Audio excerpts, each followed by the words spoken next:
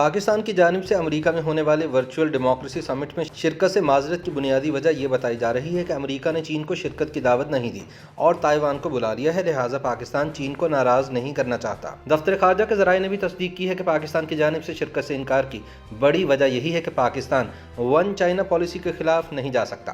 دفتر خارجہ کے ذرائع کا کہنا ہے کہ امریکہ نے سمٹ میں چین کی بجائے تائیوان کو بلا کر نہ صرف ون چائنا پالیسی کی خلاف ورزی کی ہے بلکہ چین کے خلاف اعلان جنگ کر دیا ہے۔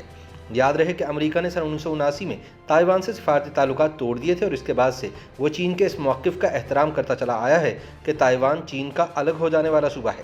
خیال رہے کہ امریکہ اور چین کے تعلقات میں ون چائنا پالیسی دہائیوں سے انتہائی اہمیت کی حامل رہی ہے۔ بیجنگ تائیوان کو اپنا صوبہ قرار دیتا ہے اور اس کی آزاد ریاست کی حیثیت سے پہچان کا باعث بننے والی کسی بھی کارروائی سے اجتناب چین کی خارجہ پالیسی کی ترجیحات میں شامل ہے۔ اسی لیے پاکستان نے امریکہ کی جانب سے ورچوئل ڈیموکریسی سمٹ میں دعوت پر شکریہ ادا کرتے ہوئے شرکت سے معذرت کر لی ہے، جس سے امریکہ کے مزید ناراض ہونے کا خدشہ پیدا ہو گیا ہے۔ تاہم سفارتی اور بین الاقوامی سیاست کو سمجھنے والوں کی جانب سے اسے ایک درست فیصلہ قرار دیا جا رہا ہے۔ دفتر خارجہ کے مطابق پاکستان مختلف معاملات پر امریکہ کے ساتھ رابطے میں ہے اور مستقبل میں مواقع ملنے پر مناسب وقت میں وسیع تر امور پر بات چیت بھی کریں گے۔ تاہم ہم نے امریکی سمٹ میں شرکت سے معذرت کر لی ہے۔ یاد رہے کہ 8 دسمبر کے روز Institute of Strategic Studies policy Islamabad میں اپنے خطاب میں وزیر اعظم عمران خان نے اس کانفرنس کا تذکرہ کیے بغیر کہا کہ دنیا میں سرد جنگ کی جانب جاتی صورتحال کے باعث بلاکس بن رہے ہیں، پاکستان ان بلاکس کا حصہ نہیں بنے گا۔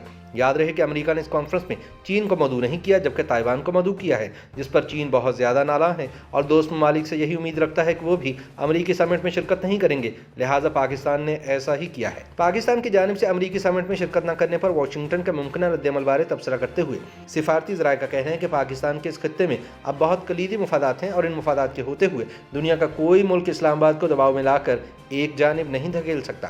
اسی وجہ سے پاکستان کسی بھی چین مخالف بلاک کا حصہ کبھی نہیں بنے گا۔ سینٹ کی قائمہ کمیٹی برائے خارجہ امور کے چیئرمین مشاہد حسین سید نے اردو نیوز سے گفتگو میں کہا کہ امریکہ سمجھتا ہے کہ وہ پاکستان کے ساتھ اپنے تعلقات کی شرائط بھی خود ہی طے کر سکتا ہے، جب جو چاہے کر اور کہہ سکتا ہے، پاکستان صرف ہاں کہنے کے لیے ہے۔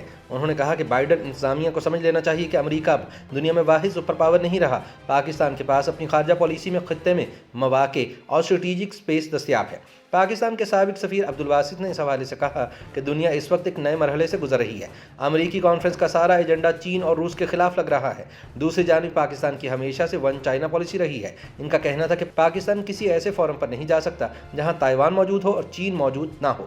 یہ خود امریکہ کی پالیسی کے بھی خلاف ہے کیونکہ انہوں نے ون چائنا کو تسلیم کرنے کا اعلان کیا تھا۔ ان کے بقول پاکستان نے اس کانفرنس میں نہ جانے کا فیصلہ کر کے خود کو مزید مشکلات سے بچایا ہے، اس لیے یہ صحیح فیصلہ ہے۔ اصل بات یہ ہے کہ پاکستان اور امریکہ کے تعلقات خراب ہیں، انہیں ٹھیک کرنے کے لیے اقدامات کی ضرورت ہے۔ تاہم اس بات کو مد نظر رکھنا چاہیے کہ پاکستان کے کسی دوسرے ملک سے تعلقات متاثر نہ ہوں۔ اس معاملے پر سینیٹر مشاہد حسین سید نے کہا کہ یہ پہلا موقع نہیں کہ پاکستان نے کسی معاملے پر امریکہ کو انکار کیا ہو۔ اس سے پہلے اس سے بہت بڑے معاملات پر بھی پاکستان امریکہ کو نو کہہ چکا ہے۔ ملک میں سیاسی و معاشی مشکلات کے باوجود پاکستان نے متعدد مواقع پر اپنے مفادات کو ترجیح دیتے ہوئے امریکہ کو انکار کیا۔ سن 1963 میں صدر جنرل محمد ایوب خان نے چائنا پالیسی پر، 1976 میں ذوالفقار علی بھٹو نے نیوکلیئر معاملے پر اور 1998 میں ایٹمی دھماکے کرتے وقت نواز شریف نے بھی امریکہ کو انکار کیا تھا۔